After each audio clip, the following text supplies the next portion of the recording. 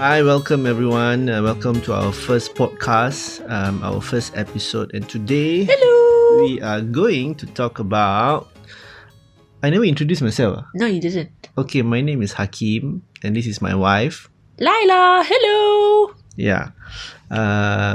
We are quite nervous because this is our first episode, but we just try our best and see how it goes. So we have been talking to a few people on doing our podcast, and finally we are doing it now.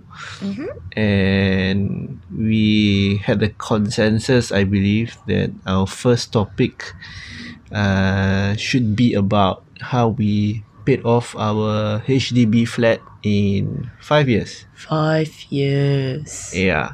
Hopefully this sharing this story will inspire other people to do as well.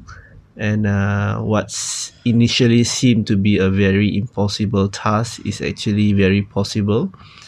I believe that everybody's circumstance will definitely be different in terms of their liabilities, their level of income, but maybe you will not be able to pay in 5 years, but maybe you will be able to pay within the next 5 to 10 years. That will be a great achievement as well.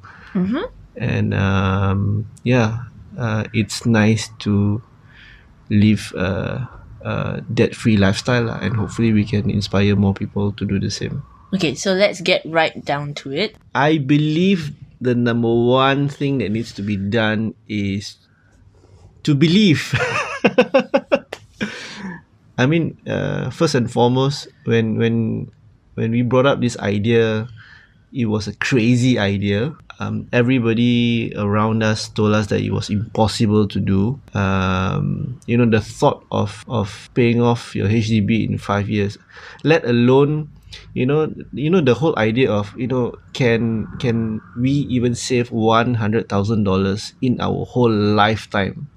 But what more to pay a bigger amount for your house in 5 years?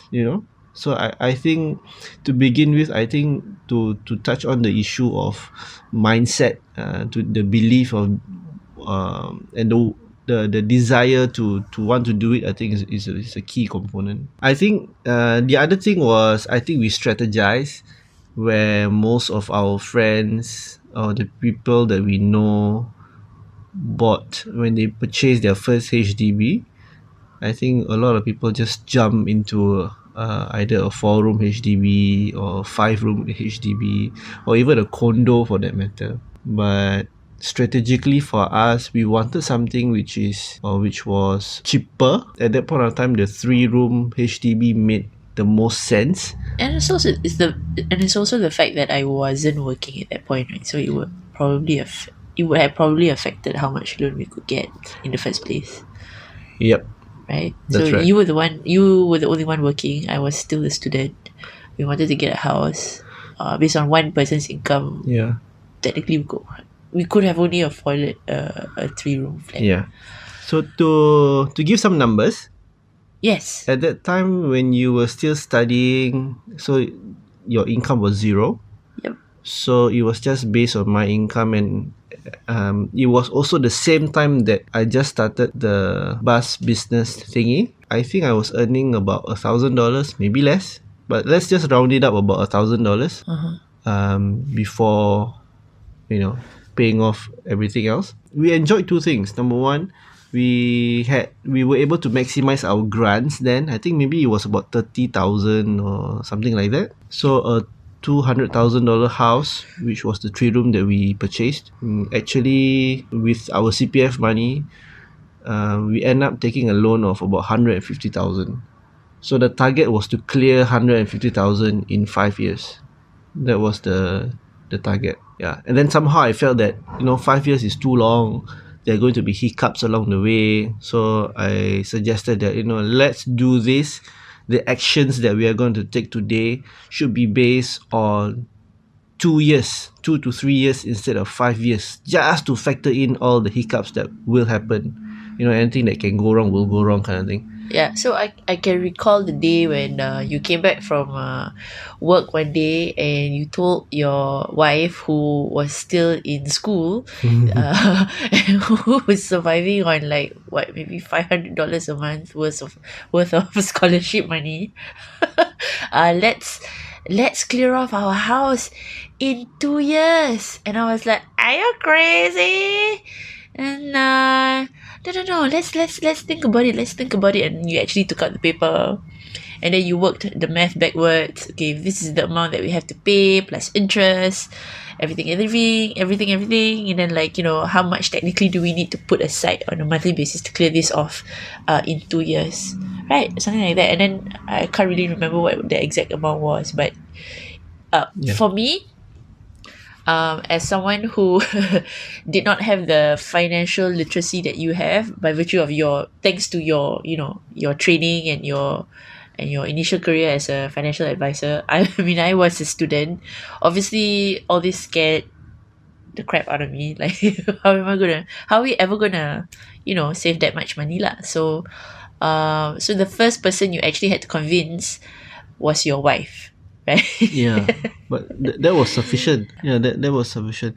I think, the financial advising thing or financial advisor career before this had less to do with that, but more of, let's do this crazy idea, and if we do it, I mean, what's the worst case scenario? The worst case scenario, we're just gonna take a little bit longer than 5 years. Even if we manage to do it in 10 years, that would still be an accomplishment, you see. Yeah, so that was my mindset at that point of time. What's the worst case scenario? Yeah, and the worst of the worst case scenario, just take the whole 30 years and pay the housing loan lah. What have you got to lose? But at least we gave it a shot. At least we try. But fast forward, I think we did clear it in 5 years. So when I think, as the business moved forward, from earning $1,000 a month, I think it went closer to 2,000 or slightly more than $2,000 a month. So we did very, very strict discipline savings. Each of us, by then, maybe you started working. Did you start working really by then, or by the second year? By the second year of uni, yeah, by the second year of us receiving the keys, Yeah. yeah, then I started working. Right. So I think both of us were bringing home about slightly more than $2,000. Net. I mean, you less off everything else. So what we did was, each of us saved $2,000 per month. That goes to our house savings account. So what we intended to do was save, in total of $4,000, and then, mathematically speaking, in 12 months, we would have saved 48,000. That's close to 50.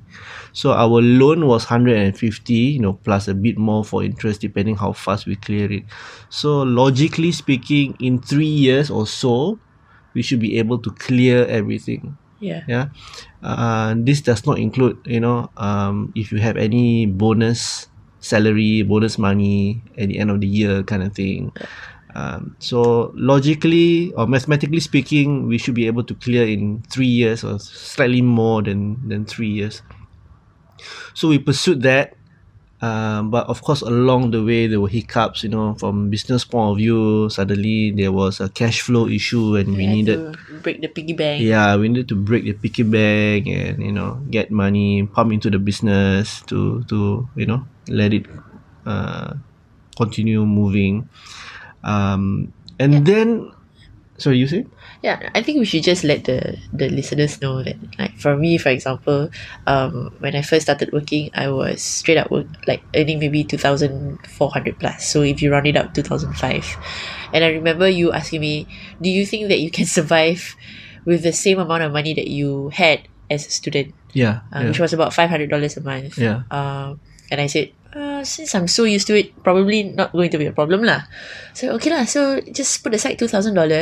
Don't touch it. The day that you receive your pay, don't touch it. Don't look at it. Just click transfer 2,000 straight into the savings account. Yeah. And I remember when I shared this with some of my friends and my colleagues at work, and I think that was the part that they couldn't really fathom, because I think for most Singaporeans, and not just Singaporeans, like anyone who's stepping into their first job, their career has just started from a life as a student where you're most likely broke and always wanting for more money.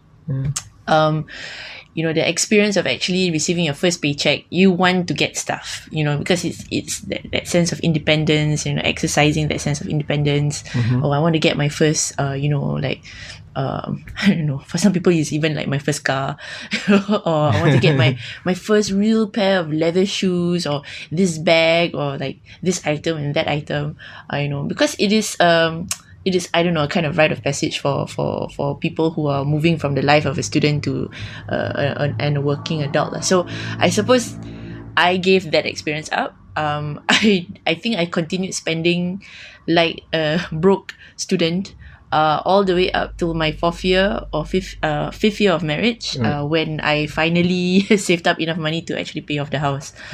Yeah, so I think that is the one thing I think if you, those who want to really seriously consider paying your house in the shortest amount of time, that's the thing that you really have to set your mind into. And also, not to mention that the pressure that you receive from your peers, from your social circle, what they're doing, where they're going, where they're traveling to, taking nice photos, putting on IG, buying nice items, putting them on IG, buying nice shoes, putting them on IG, everyone's putting stuff on IG, and you feel the sense of pressure to actually also take the same path and buy the same stuff or go to the same places. I think that's the one that that's the thing that can really get to you if you don't set your mind to it lah. Yeah. So I guess that's on that note, that's one good thing that at least I personally practice, or happen to practice, or the lack thereof rather. Up till today, I am almost non-existent in the social media world. But until now, ironically, you're recording your first podcast. So yeah. Yeah, I've always felt that I didn't want my private life to be out there. Nothing about myself.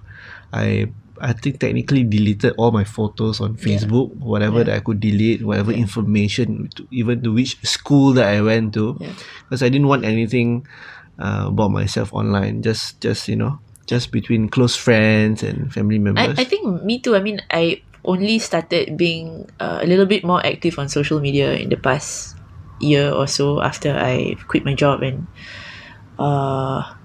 actually moved into this house. Yeah. I myself also, during that time when we were really trying to work like a bull and save like a pauper, I really tried to tune everybody off because I really wanted to focus on this objective. Yeah. So I think because it really goes a long way in trying to ensure that your mind's at the right place lah. Yeah. Every month, it's so tempting to sort of just, can I just take like maybe instead of 2,000 putting aside, maybe just 1,000 and another 1,000. Let me live a little. I know. I know that feeling. Yeah. But the other thing that I want to highlight that we really banked on was actually blessings from our parents. So we believe the whole like, for example, your first pay, remember, you gave the entirety of your pay to your parents, and wanting them to we didn't see that as expenses. We, spiritually speaking, we saw that more of what we gave to our parents, it will be multiplied in folds. I think this is something in various ways lah. In various ways, I mean, right. I think one of the things that giving, you're right. I mean, actually, this was something I did based on your advice. I remember the day that I got my first pay, and you said, you know what, for your first pay, give it, all of it, the whole sum to your mother, as a form of thank you. I mean, of course, in our belief, we believe that whatever we give to our parents, yes, you're right, that that we will be given multiple folds. But even if we were to look beyond that, I think that is a very good exercise for everyone, because like I was talking about it earlier with you, like, separating for your money, in order to give it to somebody or someplace where it's meaningful, it develops a very healthy relationship. It can help you develop a healthy relationship with money, because when you go overboard with the saving, I don't know, some kind of hoarders mentality might set in, where oh, this is my money, nobody should take my money. Yeah. Yeah, but if you set aside special people or special organizations or charity, where okay, I don't have much after I've saved, but if I do have, I want to give it to these people. Right. I think it creates a healthy relationship between yourself and the money that you earn. The ability to separate with it, for something that you value. Like your parents, or some charity cause out there.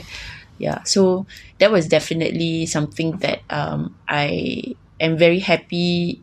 I am very blessed that I had somebody in my life to remind me that maybe you want to do this for your first pay, because it suddenly also developed a healthy relationship between myself and my parents, who were a great help in the first few years of our marriage, when we were trying to really hustle, especially in terms of the especially for our business. Yeah. They were out, they were there, they were supporting us 200% of the time, taking care of our children whenever we needed to hustle a little bit more on weekends.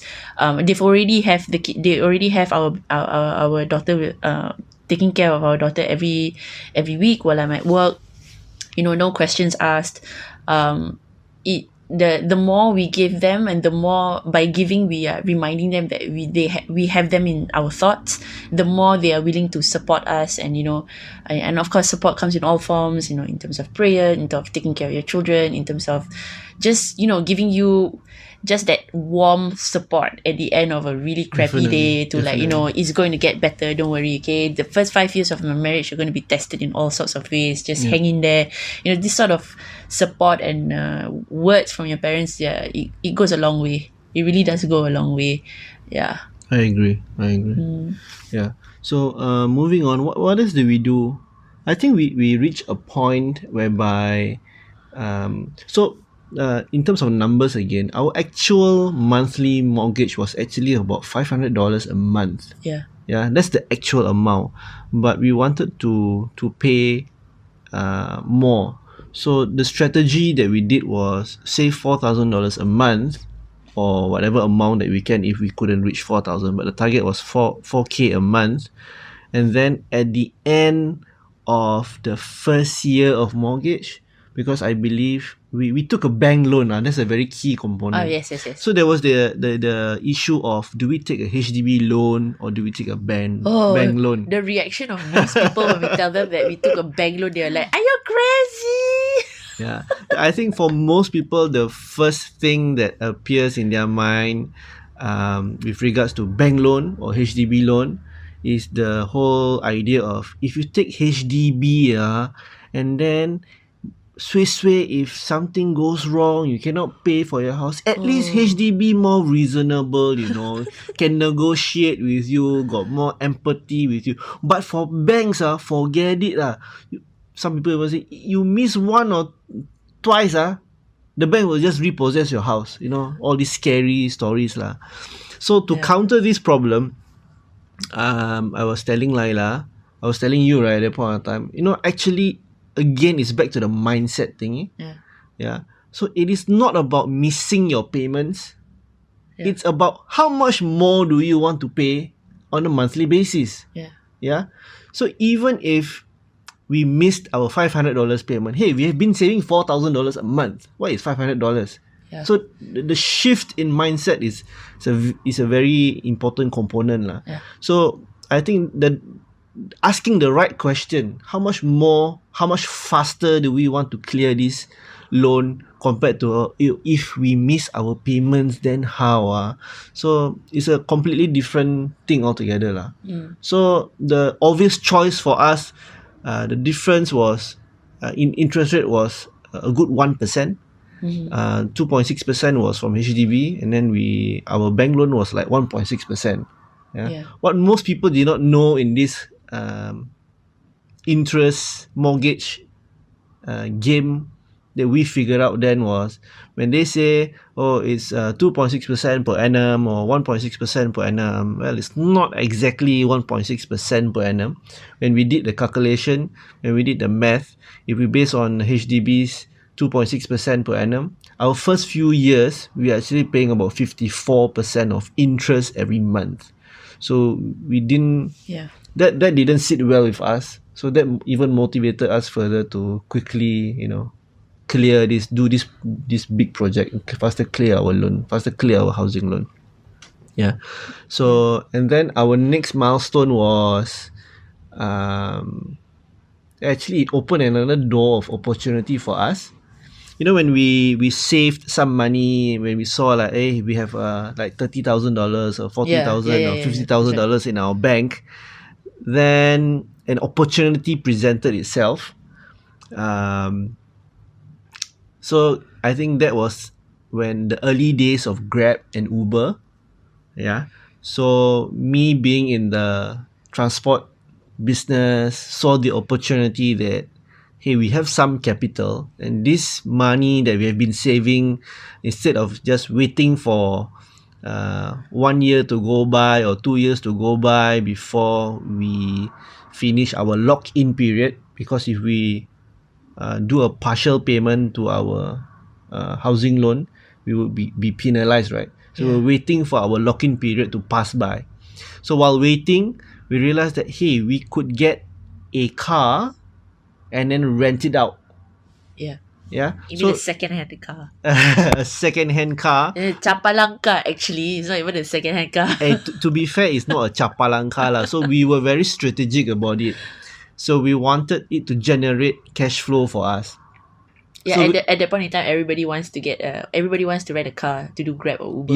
yeah. So Uber was hot, Grab was hot, and then they Yeah. came out with the premium category, and all the drivers were looking for cars, but the supply for cars wasn't there. So we took advantage of that opportunity. So what we did was, instead of buying Japanese cars, we actually bought Continental cars. We bought like one BMW, one Audi, yeah. I think it was like an Audi A6, and Yeah. then a BMW 5 Series, followed by Lexus RX3. So we used the cash that we've been saving. We bought cars which were like left 1 year old, sometimes less than 1 year. Yeah. And then because they were at a good price, low depreciation. So basically every month the car cost us about $600, Few hundred, yeah. at most $700, inclusive of all the initial repairs that we need, like change tires, change brakes to make sure that the car is safe, all this kind of thing. But we were renting it out for about anywhere between $2,500 to $3,000. So actually per car on average we make about close to $2,000 per car on a Profit. monthly basis. Yeah. From a profit point of view, Yeah. even if there is unnecessary, unforeseen expenses, there will be Yeah. additional $100 or $200 more if you factor that in. Yeah. So if the car left about 7 to 9 months, for the next 7 to 9 months, on top of our 4,000 that we have been saving, so each car were producing additional, on average about $2,000 a month. So if we had two cars, there will be additional 4,000. So that double the speed of our savings rate. And we had three cars, that would be like, wow. Yeah. So you imagine the math, you multiply accordingly. Yeah. So we had a total at any one point in time, we had like 2 or 3 cars. Yeah. So I think the max number was 3. max number was 3. at one Because point. sometimes, because it's very short term, sometimes the car need to be scrapped or exported out. Then we needed to replace the car. Then there was a time in between, Yeah. that kind of So thing. technically, to pay off our house, we had 3 very important debts. So one was your business, the other one was my job, and the other one was actually this side hustle that we sort of Yeah, did. this was our side hustle. Yeah, this was our side hustle. So, which is again something that you can afford to do if you put aside a big chunk of your if you have a big chunk of saving that you intend to use to pay off your house, but it's not yet time for you to pay off your house, you can actually use that amount to actually to grow it, or to use as capital to start side hustle lah. I mean, we chose cars because that's Hakim's sort of like I mean, that's something that I was familiar with. yeah, lah. and you know, he's in the sector, so like, you know, he knows the know-how, he knows the vendors, he knows he's got his lobangs, you know. So so I'm very sure that for our listeners out there, they might have their own version of, you know, Side hustle, side hustle, like whether it's food or, you know, tuition. or like nowadays it's like, you know what, like what do you call it, gigs, Oh, or like, you know, the gig economy where you can just go on Fiverr and Upwork and, like, you know, like sell yourself as a freelance, Right. whether it's design or tech, you know. Right. These are all different kinds of like side hustles that you might want to consider to do on top of your jobs, Yeah. to really maximize your savings on a monthly and basis. just in case you're wondering, can this be Done now. replicated today? Unfortunately, you know, the rental car market is too saturated really. Yeah. So there are more. And not to supply mention than now it's demand. COVID, and then, Yeah, you know, and yeah, it's yeah. been really tough on Times are really bad Grab. now. So, but there are other forms of side hustle. So now I'm sure. a lot of I think there's a lot of demand on the e side, you know, on the online side, right? So Right, like services to be provided online, you know. I think there's like a reservoir of opportunities there for anyone to you know, to seize. Yeah. Yeah. So back to paying off our house. So what happened next? I think the very last thing that we did was, I think it was almost like we were at our 4 years mark. Yeah. Yeah, 4 years mark, about Yeah, our yeah. 4 years We mark. were about to And finish. then we had only we had about $50,000 left to clear. Yeah, because you got to factor in all the plus minus. We broke the piggy bank a few times for the Yeah. business, Yeah. and then, but you know, we managed to replenish it back with the side hustles. Yeah. So we had about $50,000 worth of outstanding loan, and we had about $50,000 cash in the bank. Yeah. So we technically could clear off everything. So we almost wanted to do that. Then we realized that, hey, you know, maybe now is the opportunity.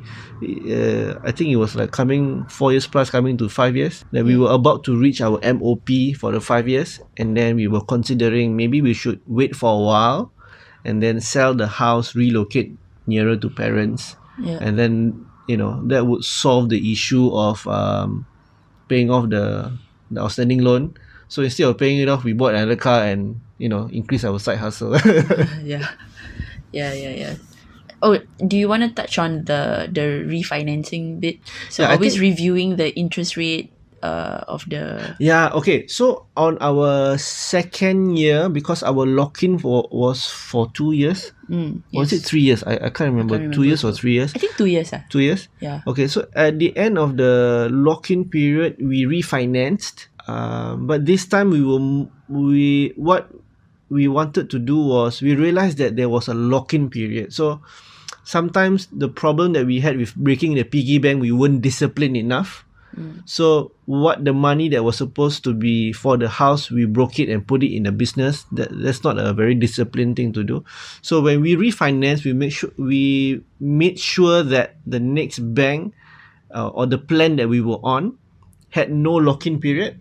So we could dump the money, do partial repayment as and when we wanted. So we don't have to wait for the whole year.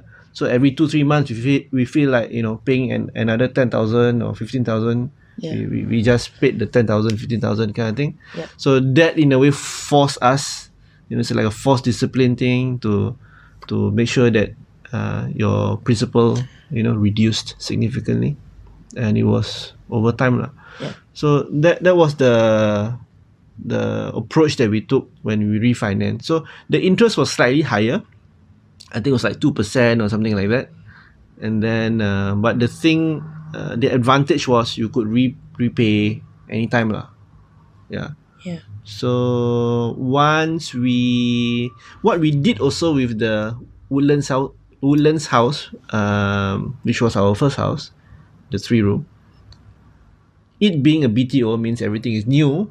Oh yeah, and we didn't reno a single thing. Yeah, Except for our built-in kitchen cabinets. Yeah, actually, you know, our parents help us a lot. Oh yeah. So there's with that. that goes with the, you know. Yeah. Suddenly, you know, They were helping us with all sorts of things. So again, this the you know the giving back to your parents and giving back to your friends. Like, this is one example of how it comes back to you in multiple folds. Like, they feel like they want to support us more. They were buying us so much stuff. They were buying us furniture. They were getting us for us for our curtains. They were getting for us. What else did they pay for? I think even our aircon, right? I think my dad paid for our aircon unit. Yeah. So like so they really help us a lot. Yeah, that's right. So they were like, no, this is what I want to, this is a gift. This is a wedding gift. Yeah. Oh, and then like, so the other thing, since we're on the topic of no reno, so how do we save, and how do we save when we get a new house, right? So one of the things that people always splurge on is obviously renovation, the furniture you want to get. After all, this is your first house, you want to show people, you want to bring people to your place and then give them a tour, and you want to be proud of your home and all that. Yeah. So the pressure was really strong for us to actually follow that path lah. Like, okay, let's do up this house. Let's make it look hipster. Right, but I really had to resist. I was promised by my husband, if you don't reno this house, our next house, you can do whatever you want. I promise you. Yeah, I remember, on many and occasions, I remember feel so depressed looking at my toilet and going like, Yeah. oh, this toilet is so depressing. on many occasions, there was a purchasing department was submitting requests to renovate the toilet, especially. toilet. The Because it was toilet. very bare. I mean, it's functional, it's clean because it's new BTO, but still, it's like, it can do with a little bit of sprucing up lah. That's all I'm saying, right? And after going to many of my own friends' house where the toilet is like so wow, I come back to my house, I'm like, my toilet is so blah. So Yeah. I always have to like keep in check. Okay, like focus. Yeah. Do not But get derailed. I did promise you, whatever our next house is, wherever our next house is, you can knock yourself out with the renovation. Yes. So I always keep that in my mind and tell myself good things happen to those who wait and save while waiting. Yeah. And I remember like all our things were second hand. Some of our furniture was second hand. That was the first time you got your first. Yeah, I remember it. We went to Sungai Kadut. We went to this wholesaler who was selling like display set, and like some of the display set probably like they tried to sell it from a long time ago. Still people don't want to buy. And then I was like, no, I want this sofa set. And then it was selling for like maybe $500, $600. $500 or $600. I was like, no, I want this one. And it's the first time I managed to negotiate and tawa the thing until, how much was it? We paid like $300. $350 for it. Yeah. And I was like really proud. It's like, yes, my first successful attempt at negotiation. And I got it, and I was so proud of that sofa. I would lug it back home, and I was like telling everybody excitedly this story of how I negotiated for this sofa at such a good price. And everybody's reaction was like, what sofa is this? Why does it look so old? Why y'all never buy new one? And I was like, get proper one. Then naturally, people have a very negative reaction to second-hand products. But we love second-hand product. Thank God for Carousel, right? Yeah, you gotta hustle.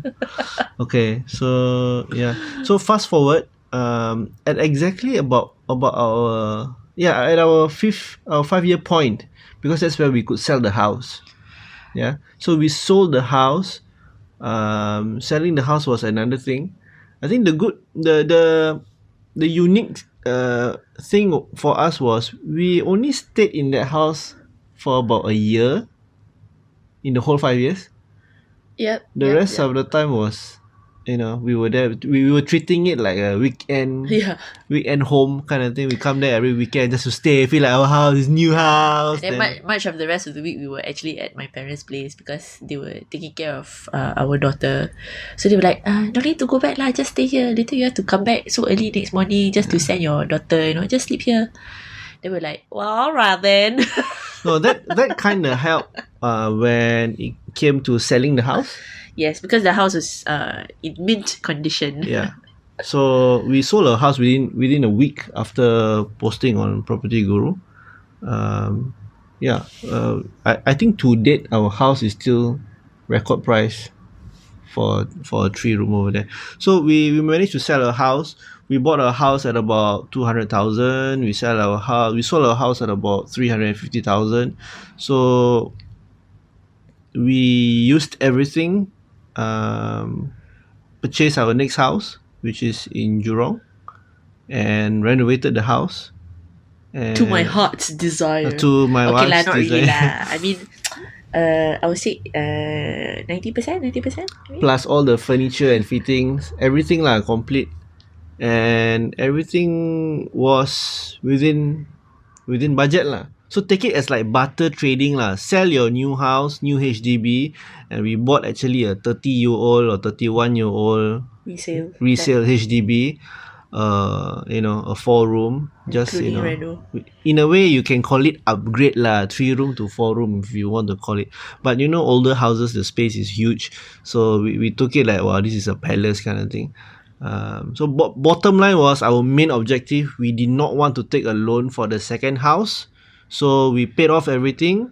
The first house we sold, though the second house we paid off the whole amount. So yeah, the feeling of having a fully paid house is very nice. I must say, right, like, okay, being married to you for 5 years, all 5 years, at the point where we sold our house, we were married for 5 years, and for 5 years, the idea of saving like crazy, dumping your money into the principal, paying off our house in a really short amount of time, it got normalized. Like, to me, it became like, oh, it's normal. This is, it's how I do it. And then somehow in the process, I forgot that that's not how most people do it. So every time I share this story with my friends, they're like, how is it ever possible to pay any house, whether it's a 3 room or 4 room or 5 room, and you're not exactly a millionaire or anybody like particularly rich? How can you ever pull that off in 5 years? And the reaction we get is always like, it's not possible lah. What you all do, like even even from family members, when we first started it, they thought that it was a crazy idea. Remember my mom was saying that, Hakim, kenapa nak buat macam gini nak? That's a translation. Why you need to do this? Why you want to do all these things? You don't have to do all these things. Why you trouble yourself? I don't understand what you're doing lah. Yeah. Because she was concerned that he might not have enough actually to feed his wife and his kid after saving for his house. But yeah lah. That I mean, I think the thing about us is also that we're a little bit I think the word would be, I don't know. I don't know how about you, but for me, I consider myself a bit of a maverick. I revel in not doing things the way that people usually do. I kind of like it, like some part of it is like, oh, I wish I could reno my house, make it nice like everybody else. But a big part of me actually feel kind of like, like, I'm a, it's just special, it's my thing, yeah. Okay, I think that would be enough for the first episode. Then maybe our next episode we can share other stuff on how we... Yeah, maybe we can walk our listeners through our journey actually buying a house. I think that one is also... A lot of people, just a teaser, like a lot of people, some of the people we've met who aspired after listening to our story to also pay off their house, they sell off their house and they try to get a new house. But somewhere along the way... they kind of like what you call it, like let go of the ball. Drop the ball. It's late. Okay. My words are not coming to my mouth. Okay, stay tuned for our second episode, and then we can share more about when we bought our second house. Thanks for listening. Thanks for listening, guys.